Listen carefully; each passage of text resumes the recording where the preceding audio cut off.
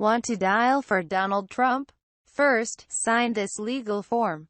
Online volunteers seeking to help Donald Trump by making phone calls might be signing up for more than they bargained for. To sign up on Trump's website, potential volunteers must agree to a 2,271-word non-disclosure agreement in which they also promise they won't compete against or say anything bad about Trump, his company, his family members or products, now and forever. The agreement is a required part of the sign-up process for Trump Red Dialer, an online call system that connects volunteers for the Republican presidential candidate with potential voters. Earlier this year, volunteers for Trump in New York had to sign non-disclosure agreements in person before making phone calls at Trump Tower.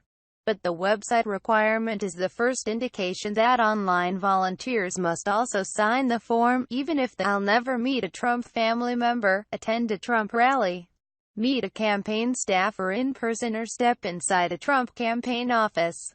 The agreement defines Trump's family as Mr.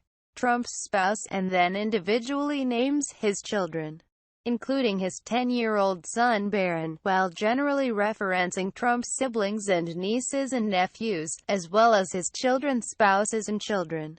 The agreement does state volunteers can campaign for other candidates after the election is over. No such deadline applies to the non-disparagement provisions.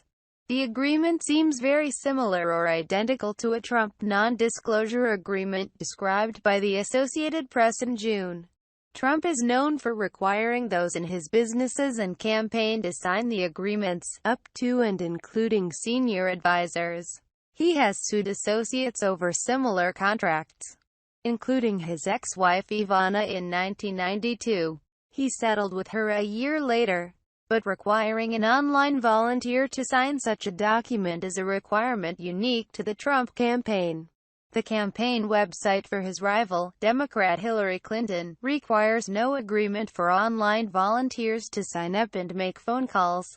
It's not a typical procedure, said Matt Moore, chairman of the GOP in South Carolina, where campaigns had volunteers making similar calls from their homes ahead of the primary in February. Moore also oversees phone bank operations as the state seeks to elect its candidates in legislative races. Phone calls are a common tool to persuade voters and to encourage supporters to get out and vote.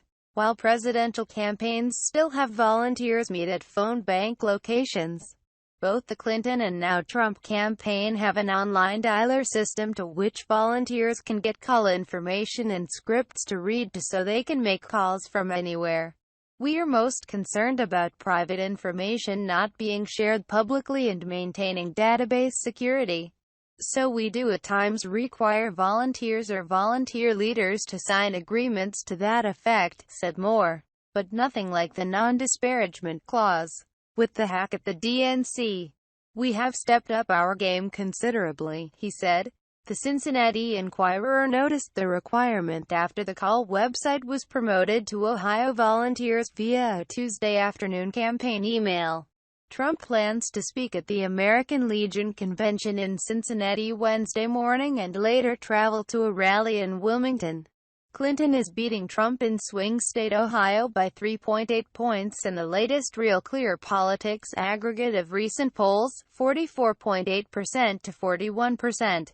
When asked about the necessity of the non-disclosure agreement for online volunteers, Trump Ohio campaign spokesman Seth Unger said, "We are running a state-of-the-art campaign for Mr. Trump that involves best-in-market volunteer platforms.